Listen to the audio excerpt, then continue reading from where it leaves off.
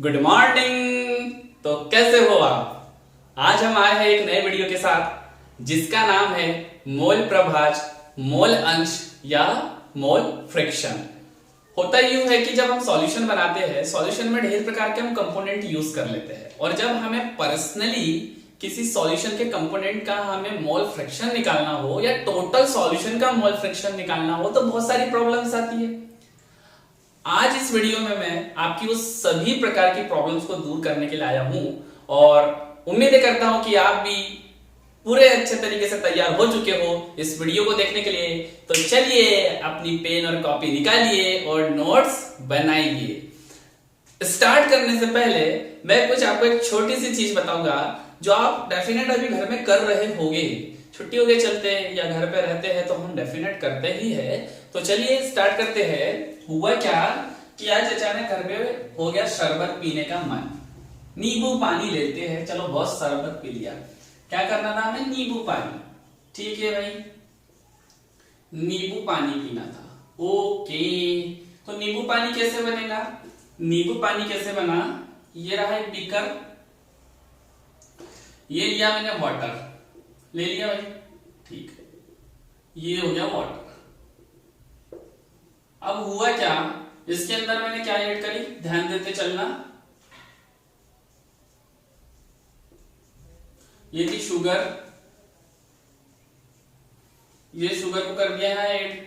ठीक, अब क्या हुआ, थोड़ा सा ना टेस्ट लाने के लिए हम नींबू पानी बना रहे हैं तो डेफिनेट बात है कि हम किसको यूज करेंगे? नींबू को भी यूज करेंगे। गाना सुना था, नीबूड़ा नीबूड़ा नीबूड़ा, छोटा सा नीबूड़ा लाई दो। चलो ठीक है, नीबूड़ा ला दिया आपको छोटा सा। ये था छोटा सा नीबूड़ा, इसको कर दिया कट और इस नीबूड़े को सीधा किसमें डाल दिया आपने? फिर से इसमें डाल दिया। अब हुआ क्या, मैं यहां से थोड़ा सा अंतर लाके कोशिश करता हूं। इस साइड से क्या डाल के रखा था हमने?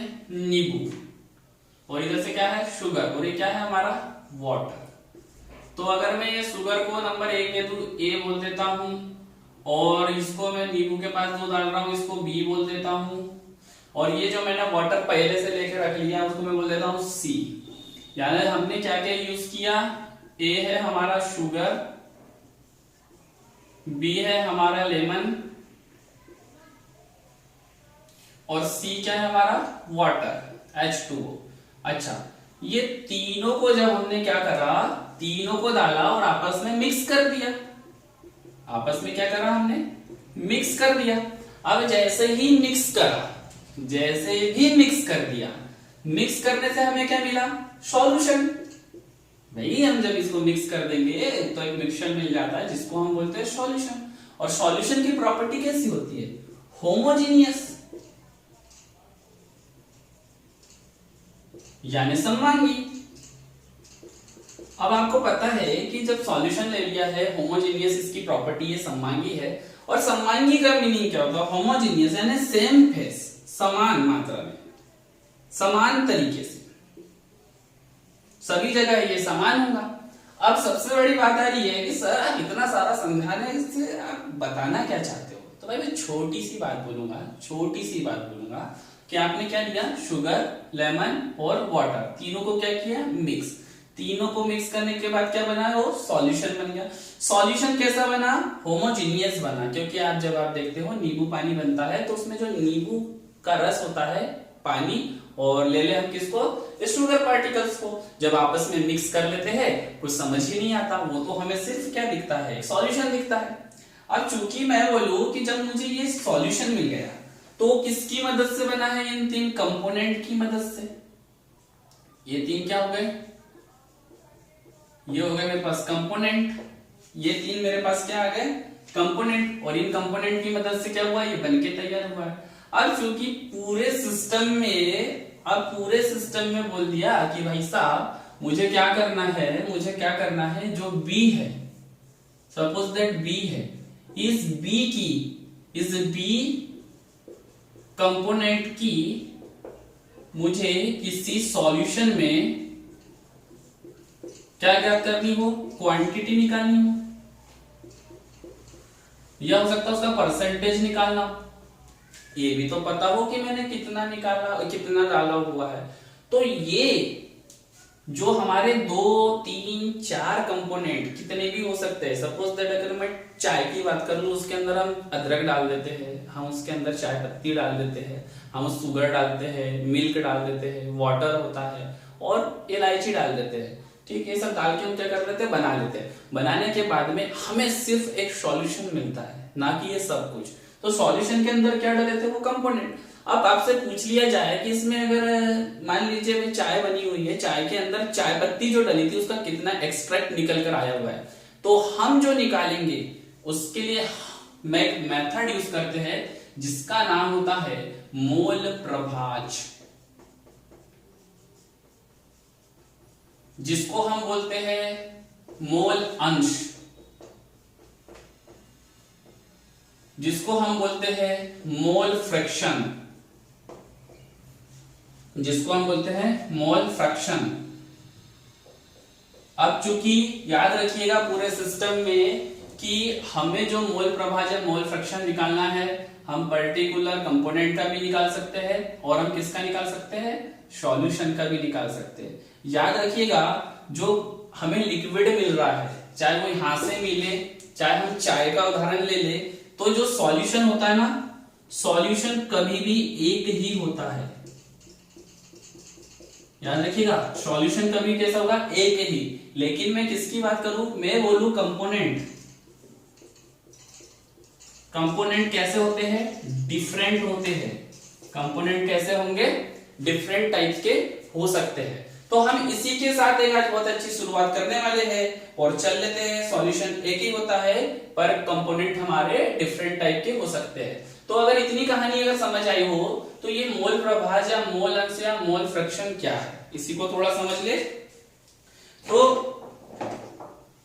एक डेफिनेशन इसका बहुत अच्छा वाला छोटा सा,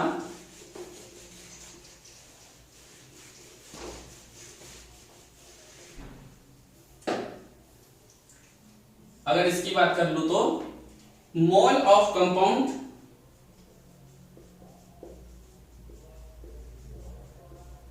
मोल ऑफ कंपाउंड। अब कंपाउंड क्या है, मिला गए पदार्थ, इतना याद रखिए। मोल ऑफ कंपाउंड और टोटल मोल ऑफ सॉल्यूशन, और टोटल मोल ऑफ सॉल्यूशन।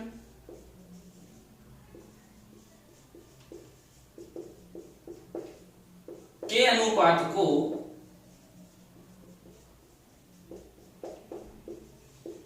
मोल प्रभाज या मोल फ्रैक्शन कहते हैं, को मोल फ्रैक्शन कहते हैं। अब चलिए इसको हम कैसे समझे कहते हैं, वहां तो हम एक एक चीज को समझ लेते हैं, यहाँ पे बोला। अब ध्यान देना, अगर मान लीजिए ये था मेरे पास टोटल, ये लिया मैंने वाटर, मान लीजिए वाटर के मैंने ले लिए 4 मोल, कितने ले लिए, 4 मोल। अब इसके अंदर मैंने क्या मिला दी, शुगर मिलाई थी, ये था हमारे पास शुगर और ये था वाटर। शुगर के हमने ले लिए 4 मोल। अब हमने नींबू भी मिलाया था, 4 ड्रॉप मिला दिया, 4 मोल मान लेते हैं उसको भी। हमने ले लिया 4 ड्रॉप्स ले ली, 4 मोल हमने क्या लिया, लेमन जूस। तो ये 4 प्लस 4 प्लस 4, इनसे मिलकर क्या बना हमारा सॉल्यूशन। तो टोटल नंबर कितने हो गए, ये तो हो गया हमारा मोल फ्रैक्शन। ये मोल फ्रैक्शन किसके लिए निकाला हमने, टोटल हमने किस किस का पर्टिकुलर काउंट करके निकाल लिया था। अभी 4:4:4 4:4 पे चल रहे थे, तो हमने क्या देखा कि हमें कोई सॉल्यूशन बनाना था, उसके लिए जो हमने इसे इन 3 प्रकार की चीजों का ये अनुपात लिया है। अब अगर बोला कि ये जो सॉल्यूशन बना, इस सॉल्यूशन में पर्टिकुलर बोले मेरे को कि मुझे तो सिर्फ इसका शुगर का निकालना था, तो शुगर का निकालने के लिए मेथड निकल के आए। अब हम समझते हैं कि उस मेथड को हम कैसे सॉल्व करेंगे। अब अगर मैं बात करूं कि पूरा गेम किसका चल रहा है, सॉल्यूशन का चल रहा है। हम जब से उस सॉल्यूशन के बारे में समझ रहे हैं कि सॉल्यूशन क्या होता है, 2 चीजों से मिलकर बना हुआ होता है। फिर से हम उस पुराने मैटर पर आ जाते हैं, क्या होता है, विलेय सॉल्यूट और विलायक सॉल्वेंट। क्या होता है, विलेय और विलायक। तो अब चूंकि अगर मैं बोलूं कि ये दोनों से चल रहा है और हम किसकी बात कर रहे हैं, मोल प्रभाज की, मोल फ्रैक्शन की। तो अगर मोल फ्रैक्शन ऑफ हमें किसके लिए निकालना है, सॉल्यूट के लिए, कि अगर हमें क्या करना है, सॉल्यूट का मोल फ्रैक्शन देखना है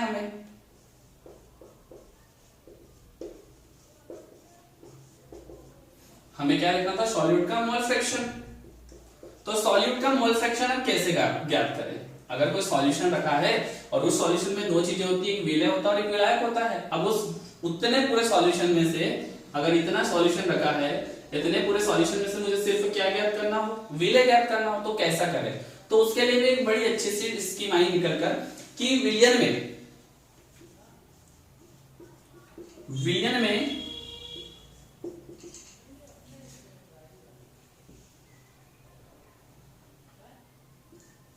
हमारे पास जो विलय है प्लस विलय प्लस विलयन के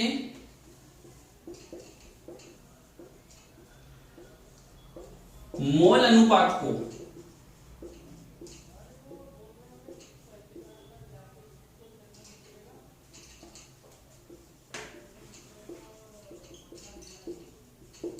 हम क्या बोलते हैं, सॉल्यूट मोल फ्रैक्शन। यानी अगर हमें सॉल्यूट का मोल फ्रैक्शन निकालना है तो क्या करेंगे, विलयन में विलय और विलयन का जो मोल अनुपात निकलेगा उससे हम इसको कैलकुलेशन कर देंगे तो हमारे पास क्या आ जाएगा, सॉल्यूट का मोल फ्रैक्शन आ जाएगा। सेम इसी प्रकार अभी समझते चलेंगे, जब हम क्वेश्चन समझेंगे तब ये पूरी चीजें क्लियर होते चलेंगी। सेम अगर हमें विलायक का निकालना है तो नोट कर लो इसको जल्दी से, फिर चलते हैं हम आगे। मिटा देता हूं मैं इसको। अगर अब मुझे किसका निकालना हो, अब अगर मुझे निकालना हो सॉल्वेंट का, अगर मैं बात करूं सॉल्वेंट का मोल फ्रैक्शन,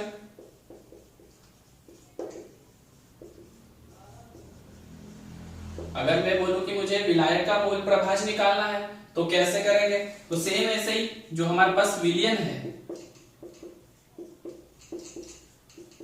विलयन में विलायक और साथ में किसका, विलयन का,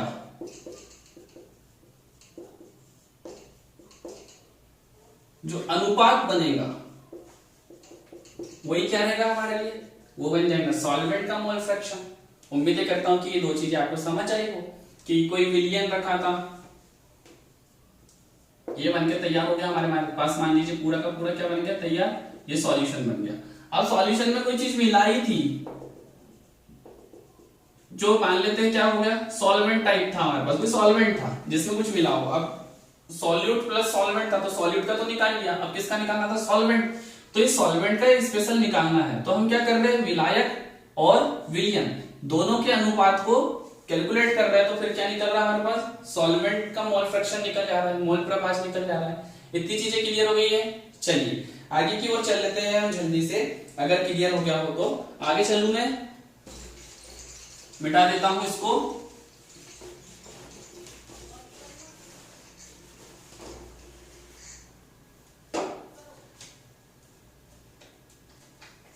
अब जो अगर बोले कि मोल फ्रैक्शन, हम मोल फ्रैक्शन को निकालते क्यों है, तो मोल फ्रैक्शन सॉल्यूशन में घुले हुए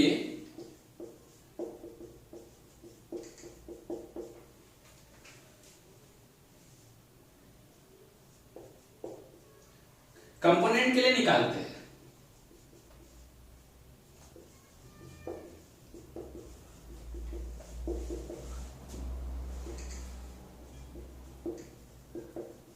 जैसे हम किससे स्टार्टिंग पे आ जाते हैं, मैंने बोला था कि जो हमारे पास कंपोनेंट है, ये कंपोनेंट के ही मिक्स हो जाने से क्या बनके तैयार होता है, सॉल्यूशन।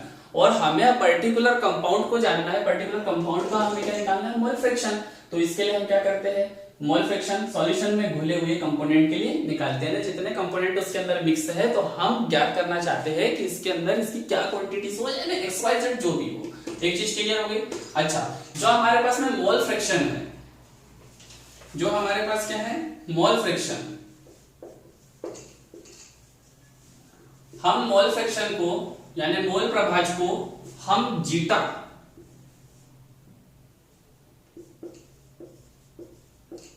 से प्रदर्शित करते हैं। कभी कभी हम इसको ईटा से भी प्रदर्शित करते हैं। ये हो गया ईटा, जीटा और ईटा से प्रदर्शित करते हैं।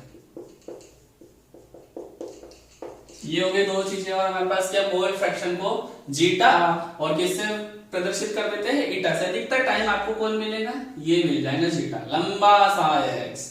जब हमें बनाते नहीं आता था ना, हम जब पहली दूसरी में पढ़ते थे ना, तो क्या करते थे पता है आपको, कोई मैडम आती थी, बोलती थी ABCD सिखाई, एक्स बनाओ, तो हम कैसे बनाते थे, एक डंडा ऐसा खींच देते थे और एक डंडा ऐसा खींच देते, मैडम ऐसा खींच देती थी, मजा आ जाता था। एन बनाने बोला तो कभी गलती से यू बना रहे थे, यहाँ तक ठीक था, ऐसा करके यू बनाया, वाह कितना अच्छा है, मैडम आके ऐसा करती थी। इसलिए थोड़ा याद रखिएगा कि वो जो आप बचपन में इतना लंबा सा कुछ एक्स बनाते थे वो जीटा था, आज पता चल रहा। और जो वो लंबा सा एन बना लेते थे आप, वो क्या था, ईटा था। अब चलते हैं कि जीटा और ईटा का क्या फंडा है। अब अगर जीटा और ईटा का फंडा, अब मान लेते हैं फिर से, चलो उसको नोट कर लिया, तो आगे चलूं, जीटा और ईटा का फंडा निकाल लेते हैं थोड़ा सा। जीटा और ईटा का फंडा, जीटा और ईटा का फंडा समझ लेते हैं। कोई दो चीजें मिलाई थी और दो चीजों से हमें क्या मिल गया, हमें तो मिल गया था, हमें मिल गया यहाँ पर, ये हो गया हमारा सॉल्यूशन। हमने कुछ A मिलाया है और कुछ B मिलाया है, ये दो चीजें समझ गए। अब चूंकि हम क्या, ये दो A और B क्या हो गया हमारे लिए, ये A और B हो गया हमारे लिए कंपोनेंट, और हमें जो मोल फ्रैक्शन ज्ञात करना होता है वो किसके लिए होता है, कंपोनेंट के लिए। अब कंपोनेंट का हमें क्या निकालना है, मोल फ्रैक्शन निकालना है। अब चूंकि मोल फ्रैक्शन निकालना है तो हमें किसके पास चलना पड़ेगा, सॉल्यूशन के पास। और सॉल्यूशन किससे मिलकर बना हुआ है, फिलहाल अगर यहाँ पे देखो तो कंपोनेंट A और कंपोनेंट B। अब कंपोनेंट A और कंपोनेंट B के लिए अगर मुझे पर्टिकुलर कंपोनेंट A के लिए क्या निकालना है, मोल फ्रैक्शन निकालना है। तो जब मुझे इसके लिए मोल फ्रैक्शन निकालना हो तो मोल फ्रैक्शन की बात कर लेता हूं मैं। मोल फ्रैक्शन जब मुझे निकालना हो क्या, मोल फ्रैक्शन, तो मोल फ्रैक्शन के लिए हम क्या लेते हैं, हम क्या लेते हैं, जीटा। ये ले लिया जीटा, बराबर इससे क्या हो जाएगा, अगर मैं इसको n मान लूं, n मान लेता हूं, ये क्या हो गया, मतलब पूरा मुझे क्वांटिटी निकालनी थी कंपोनेंट की जिसका मुझे फ्रैक्शन निकालना था, और टोटल सॉल्यूशन क्या है, दो चीजों का है, तो Na प्लस में NB मान लेता हूं। अब यहां जब मैं इस कैलकुलेशन को लगाऊंगा तो मुझे किसका, अगर मैं A का निकालना है, क्योंकि अगर शुगर का निकालना है तो मेरे पास मोल फ्रैक्शन किसका निकल के आ जाएगा, शुगर का, ये निकल के आ गया। हमें n की वैल्यू निकल रखते चलनी है और साथ में पूरा अमाउंट किसका रखना है, सॉल्यूशन का। अगर इतनी चीजें समझ आ गई हो तो आप बहुत जल्दी मोल फ्रैक्शन निकालना सीख चुके होगे। अगर मोल फ्रैक्शन के लिए बात कर ले, मोल फ्रैक्शन ऑफ x बराबर क्या होगा, मोल फ्रैक्शन ऑफ x, ये जीटा बराबर number of moles upon number of mole A, इसको x मान लीजिए, नहीं कुछ है अभी पास में, तो number of mole A plus number of mole B,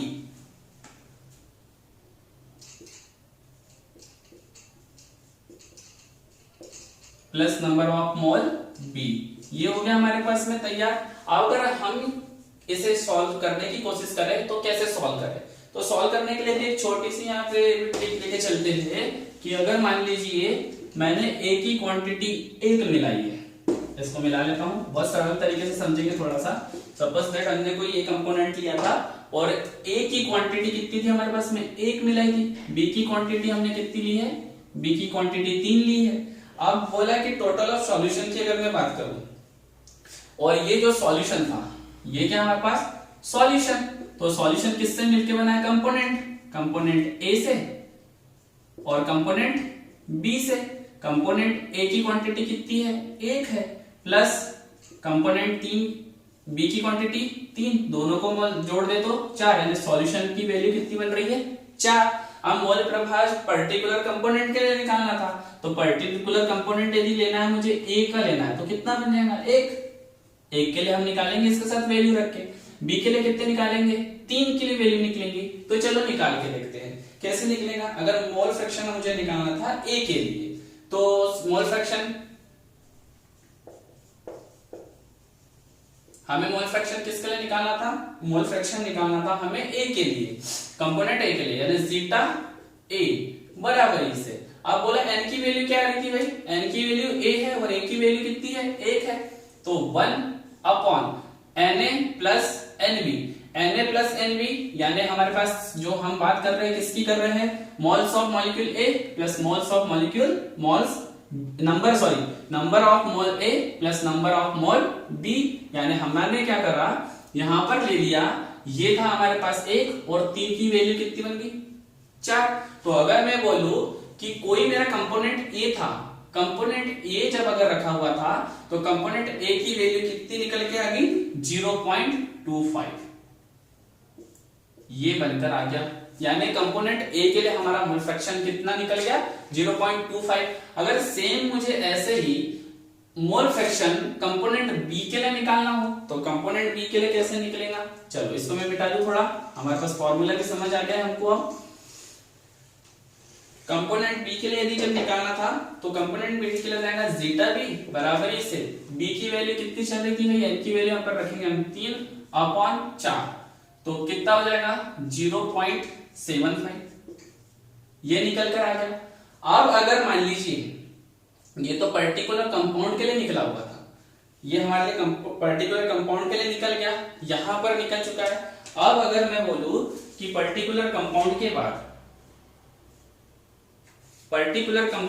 अगर मेरे को निकालना है टोटल सॉल्यूशन की वैल्यू निकालनी है, तो मैं क्या करूंगा, इस टोटल को निकालने के लिए अगर मुझे पूरा का पूरा सॉल्यूशन का मोल प्रभाज निकालना है तो XA प्लस XB कर दूंगा, XA प्लस XB कर लेता हूं तो टोटल मेरे पास सॉल्यूशन का मोल प्रभाज भी निकल कर आ जाएगा। तो ये रहा हमारे पास X की वैल्यू 0.25 प्लस यहाँ पे रहा 0.75 इक्वल हो जाता है 1। याद रखिए कभी भी यहाँ पर इसकी वैल्यू 1 निकल के आएंगी, टोटल मोल प्रभाज किसका, सॉल्यूशन का। मैं सॉल्वेंट का और सॉल्यूट की बात नहीं कर रहा, अभी यहाँ टोटल किसका निकल के आ गया, सॉल्यूशन का। तो याद रखना कभी भी जो हमारे पास में विलियन रखा है उसका मोल प्रभाज कितना निकलता है, 1 निकलते हुए चलता है। तो चलो अगर ये समझ आ गया हो आपके तो हम कुछ क्वेश्चंस को ले लेते हैं। चलिए क्वेश्चंस कैसे सॉल्व करेंगे, तो चलो चल लेते हैं, क्वेश्चन लगा लेते हैं। नोट कर लिया आपने, उम्मीदें करता हूं चीज समझ आई हो आपको बड़े अच्छे से। आते हैं क्वेश्चन लेते हैं, क्वेश्चन से और क्लियर होगा। लेते हैं क्वेश्चन नंबर फर्स्ट। 90 ग्राम जल में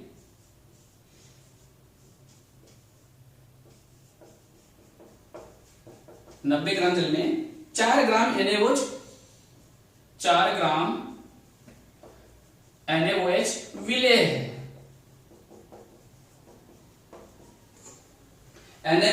NaOH व जल का मोल प्रभाज ज्ञात कीजिए। NaOH व जल का मोल प्रभाज ज्ञात करिए।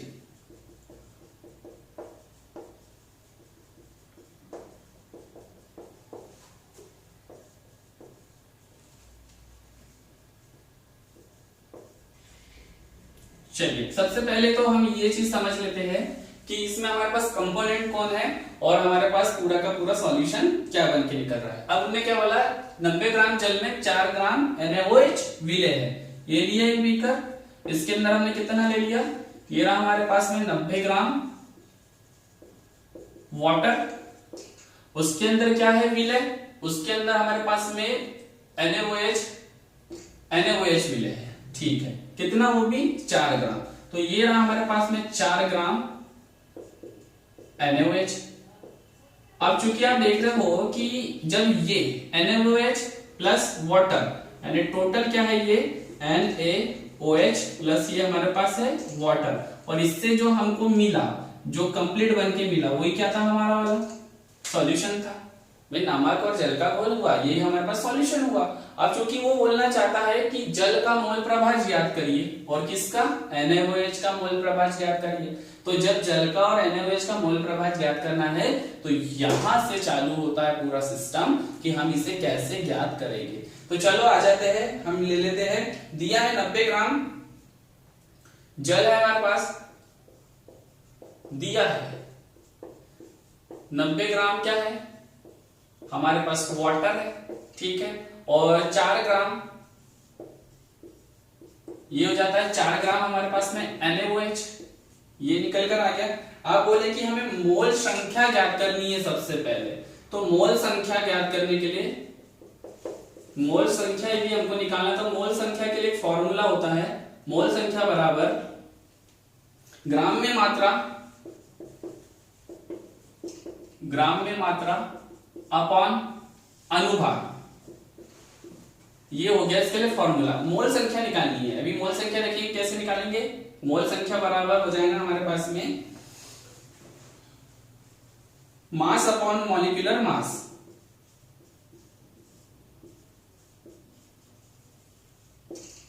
ये हो गया हमारे पास फॉर्मूला। अब चूंकि बोले कि मोल संख्या क्यों निकालनी पड़ रही, मोल संख्या क्यों निकाले, ये भी सबसे बड़ा फॉल्ट है कि ये मोल संख्या ही क्यों निकालनी पड़ रही है। तो मोल संख्या निकालने का कारण है, हमें द्रव्यमान दिया है और हमें नंबर ऑफ मोल्स निकालने हैं। द्रव्यमान दिया है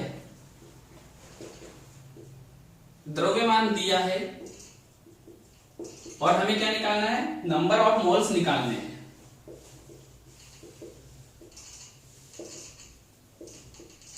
अब जब द्रव्यमान दिया है और नंबर्स ऑफ मोल निकालने हैं, तो इसके लिए हमें क्या यूज करना पड़ेगा, मोल संख्या का फॉर्मूला यूज करना पड़ेगा। तो चलो आगे चल लेते हैं। यहां तक अगर नोट हो गया हो तो बढ़िया है, निकाल लेते हैं स्पीड के साथ। बहुत छोटी छोटी चीज समझा रहा हूं इस एक क्वेश्चन में, बहुत छोटी छोटी। इससे रिलेटेड ऐसे जितने क्वेश्चंस होंगे आप बहुत इजी वे में कर लोगे, बहुत ही इजी वे में। बस ये वीडियोस को एक बार अच्छे से जरूर देखिए और आगे चलते रहिए। आगे चल लेते हैं। अब हमें क्या करना था, यहां से निकालना था, हमें यहां से निकालना था मोल संख्या। तो मोल संख्या निकालनी थी। अब मोल संख्या हमें निकालनी है, सपोज दैट मान लेते हैं H2O के लिए। तो मोल संख्या को N से शो कर देते हैं और ये रहा हमारे पास H2O। इसके लिए हमें निकालनी थी मोल संख्या। और मोल संख्या का फॉर्मूला क्या था हमारे पास में, मोल संख्या का फॉर्मूला होता है मास अपॉन मॉलिक्यूलर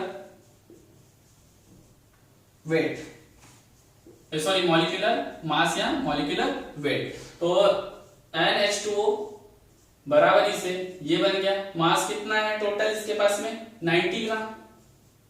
अब इसने बोला मॉलिक्यूलर मास, मैंने अब यहां पर ये तो दी हुई क्वांटिटी थी, लेकिन अब मॉलिक्यूलर मास की बात आ रही है।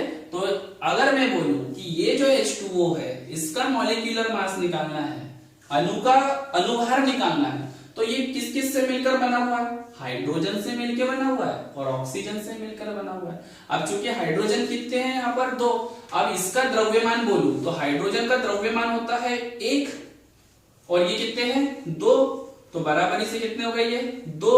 अब जो ऑक्सीजन है, ऑक्सीजन का जो द्रव्यमान होता है वो होता है 16। ये सब जो चीजें मैं लिख रहा हूँ ये आपको पीरियोडिक टेबल में मिल जाएंगी इजीली। आप जैसे ही देखोगे पीरियोडिक टेबल में बढ़िया आपको द्रव्यमान वहां मिलते चलेगा, ये आपको थोड़ा याद करना होगा। तो ये हो गया 16। तो टोटल जो ये जो टोटल है पूरा जुड़ा हुआ, तो 16 प्लस 2 कितना हो गया हमारे पास 18। तो यहां से ले लेता हूं 18। अब चलो इसको खत्म कर देते हैं, काट पीट देते हैं। तो जैसे ही काटेंगे 18 पंचे 90, हमारे पास कितना आ गया। अगर मैं मोल क्वांटिटी जो निकालना चाह रहा था, वाटर की मोल क्वांटिटी कितनी निकली, 5 निकल गई। चलो इसी प्रकार अब किसकी ज्ञात करनी है हमको, NaOH की ज्ञात करनी है। तो NaOH की भी निकाल लेते हैं।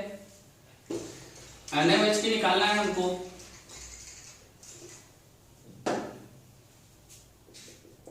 तो NaOH के लिए चल लेते हैं। तो जब हम ले लेते हैं NaOH और यहां से चले, मास कितना दिया था 4, यहां पे दे दिया हमने 4 मास दिया हुआ था।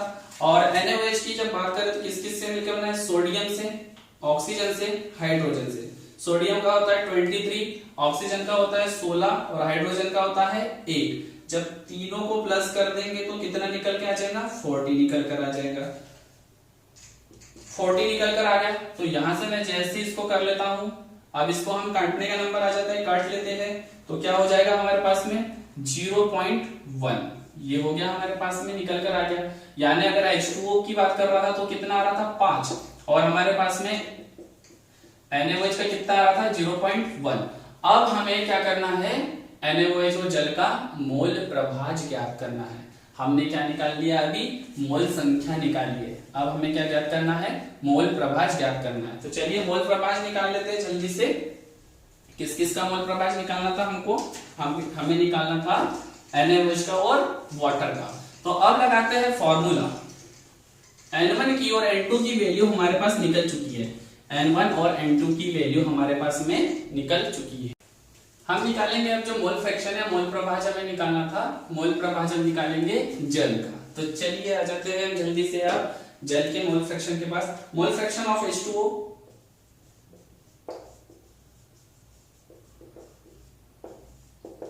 H2O का मोल फ्रैक्शन निकाल लेते हैं।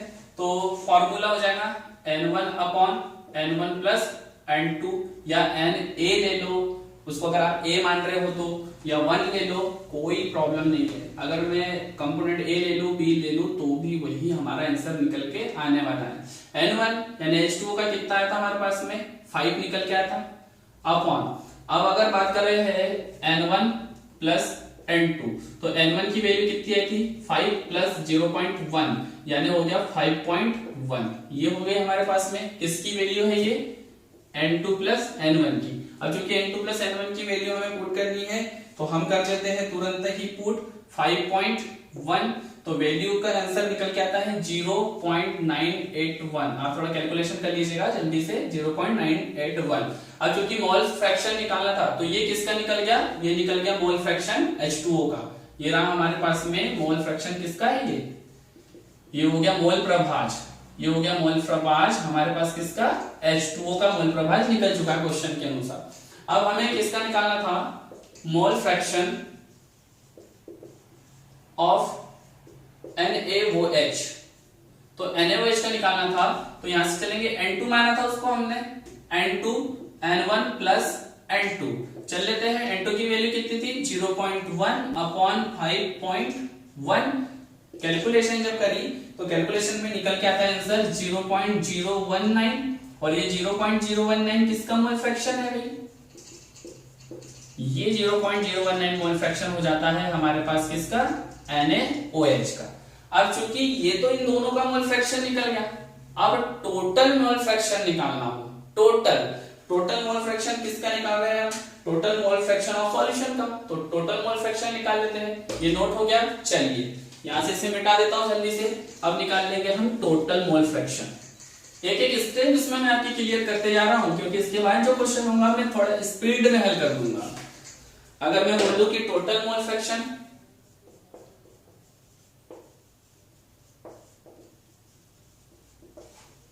ऑफ सॉल्यूशन, तो total mole fraction of solution कैसे निकलेगा, X मोल प्रभाज A प्लस मोल प्रभाज B।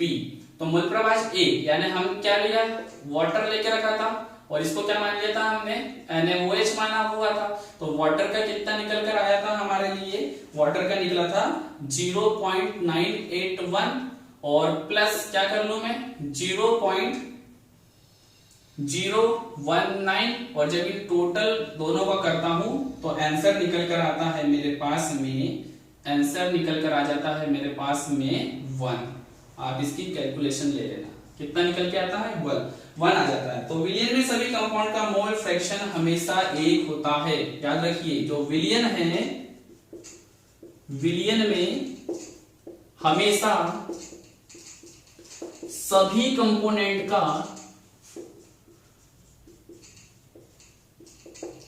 मोल फ्रैक्शन हमेशा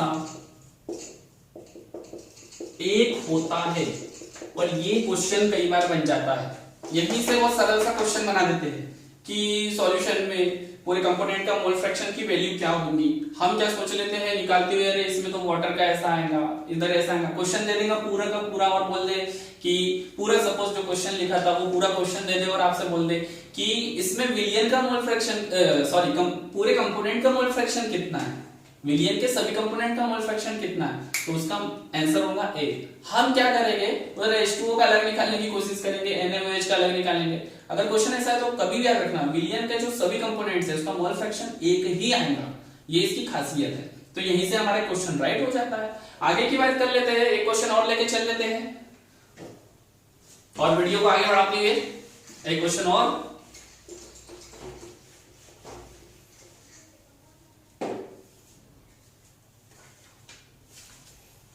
क्वेश्चन बोलता है एथिलीन ग्लाइकॉल, एथिलीन ग्लाइकॉल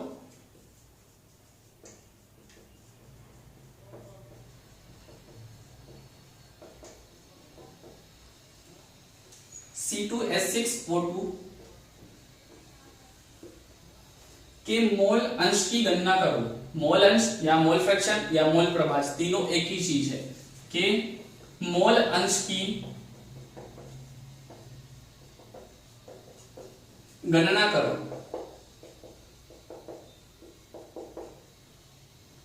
यदि विलयन में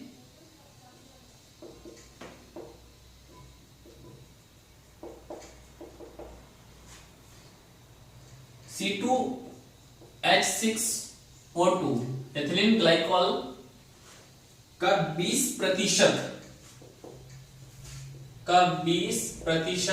द्रव्यमान उपस्थित हो।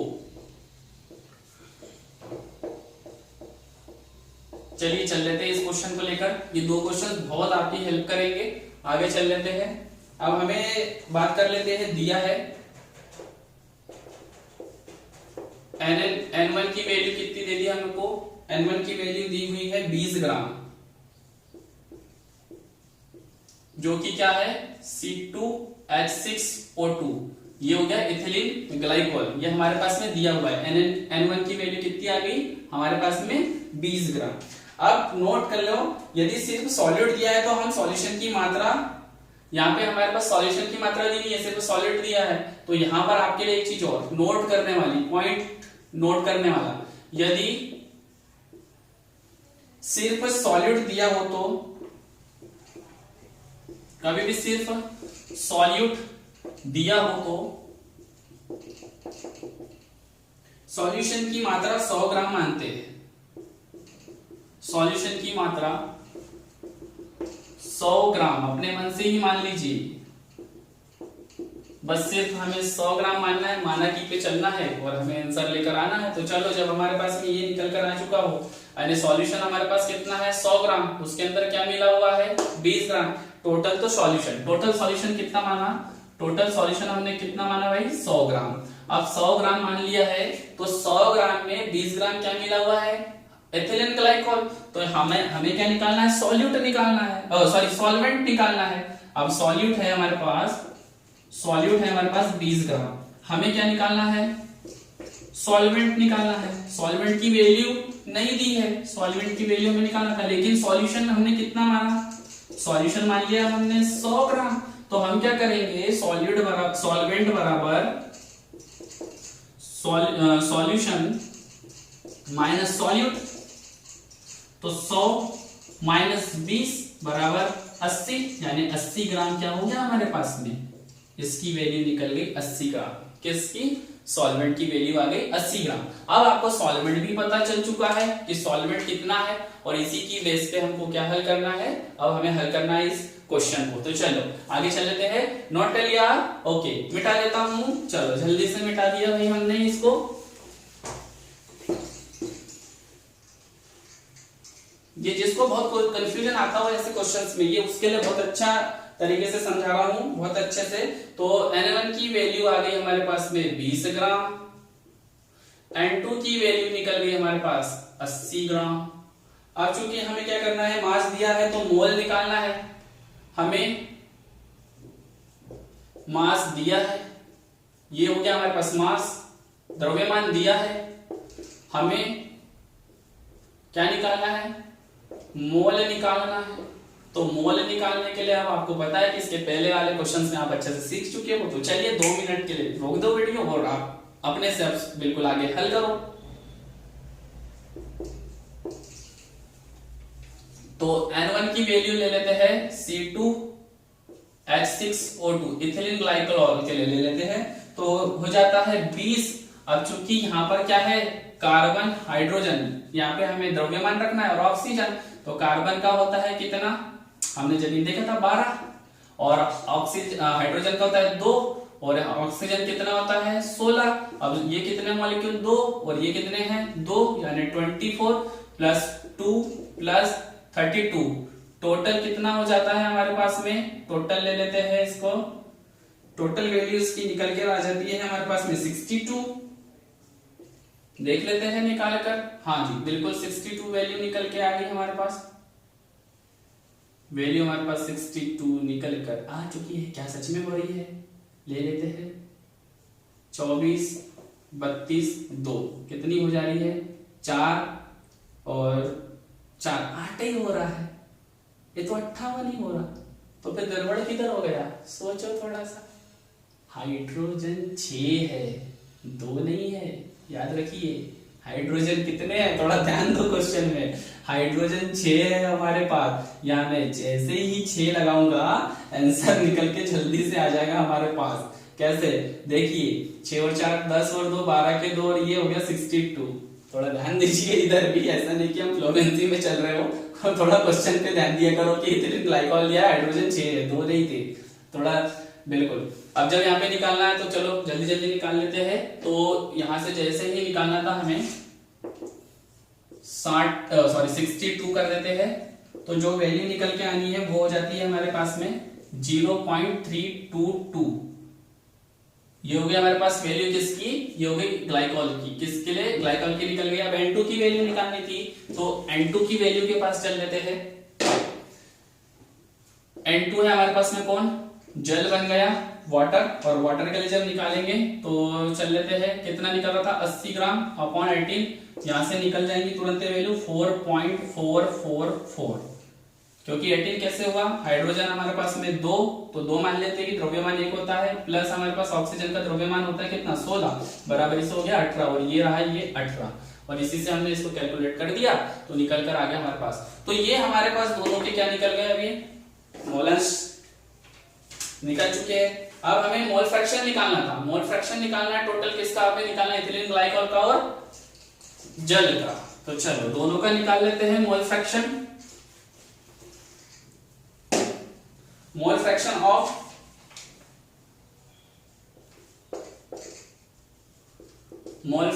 Of ethylene glycol C2H6O2।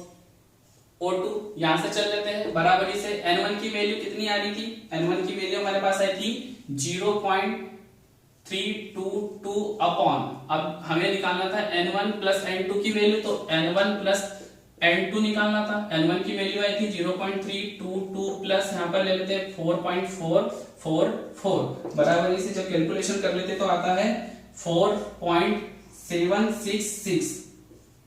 ये आ गई हमारे पास वैल्यू, यानी ये हो जाता है 4.766। जैसे कैलकुलेशन कर लेते हैं इसका आंसर निकल कर आता है 0.068। ये हो गया क्या हमारे पास में? ये जो निकल कर आया है मोल fraction of,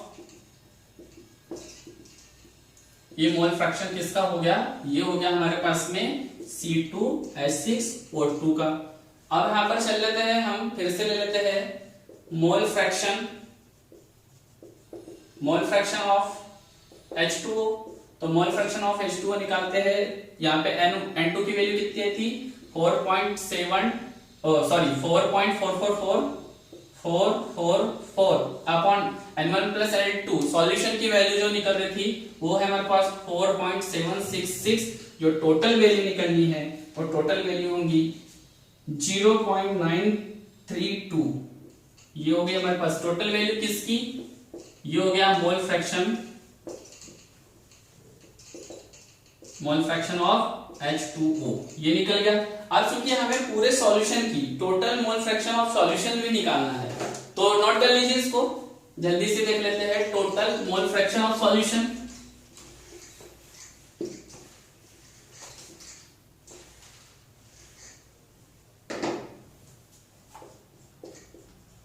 total mole fraction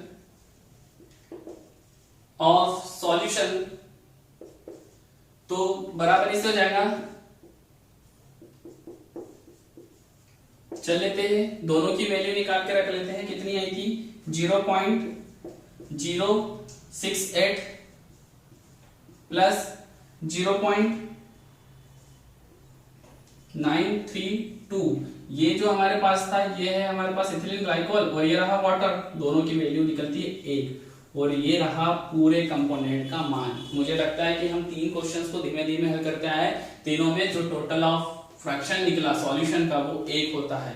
इससे ये क्लियर हो जाता है कि जब हमारे पास कोई सॉल्यूशन हो और उसके वाले अगर कंपोनेंट हो तो उसका मोल फ्रैक्शन का मान कितना होगा, हमेशा 1 ही होगा। तो उम्मीद करता हूं कि आज की वीडियो आपके समझ आई हो और जो मोल फ्रैक्शन वाली प्रॉब्लम थी वो धीरे धीरे सॉल्व होगी। बिल्कुल घबराइए मत, जितने क्वेश्चंस है करते रहिए, धीमे धीमे समझ आएगा, अचानक से नहीं आएगा, बट धीरे धीरे ये समझ में आने लगेगा और ये जो ऐसे क्वेश्चंस थे ये हमें बहुत सरल लगने लगेंगे। तो इसी प्रकार मिलते रहेंगे हम डबल एनर्जी के साथ।